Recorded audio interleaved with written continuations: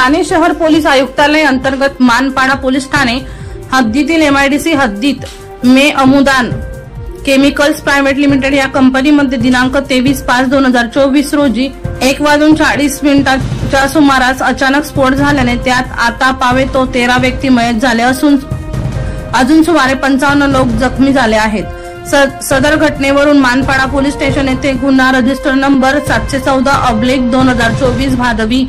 304, 324, 326 वगैरे प्रमाणे गुन्हा दाखल असून सदर गुन्ह्यातील मुख्य आरोपी मलया प्रदीप मेहता वय 38 वर्ष यास गुन्हे शाखा ठाणे यांच्याकडून ताब्यात घेण्यात आले आहे।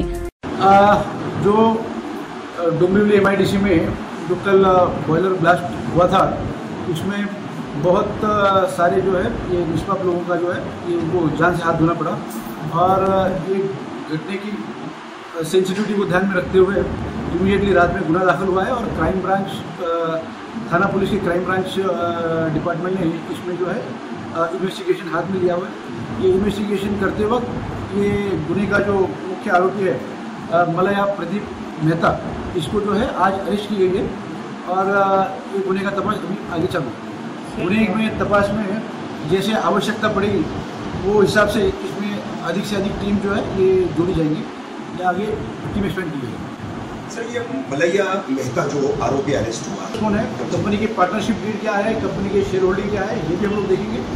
मगर कंपनी का डेली वर्किंग कौन देखता था, उसके रोजमर्रा के सुरक्षितता के लिए कौन जिम्मेदार था, ये किसकी जवाबदेही थी, ये देखेंगे, तपास में निष्पन्न करेंगे। तसेच आरोपी मलया मेहता याची आई मालती मेहता यांना गुन्हे शाखा ठाणे यांच्याकडून नाशिक येथून ताब्यात घेण्यात आले असून त्यांची चौकशी करून पुढील कार्यवाही करण्यात येत आहे। सदर गुन्ह्याचा तपास मानपाडा पोलीस स्टेशन यांच्याकडून गुन्हे शाखेकडे वर्ग करण्यात आलेला आहे। सदरची कामगिरी ही अप्पर पोलीस आयुक्त गुन्हे पंजाबराव उगले यांच्या मार्गदर्शनाखाली व पोलीस उपायुक्त गुन्हे पराग मनेरे व शिवराज पाटील यांच्या नेतृत्वात सहाय्यक पोलीस आयुक्त शोध 1 निलेश सोनवणे, सहाय्यक पोलीस आयुक्त special task force Shekhar Bagde, police निरीक्षक श्रीमती वनिता पाटील, सुनील तारमाडे गोरे, पोलीस उपनिरीक्षक Rathod, police head constable Thakur,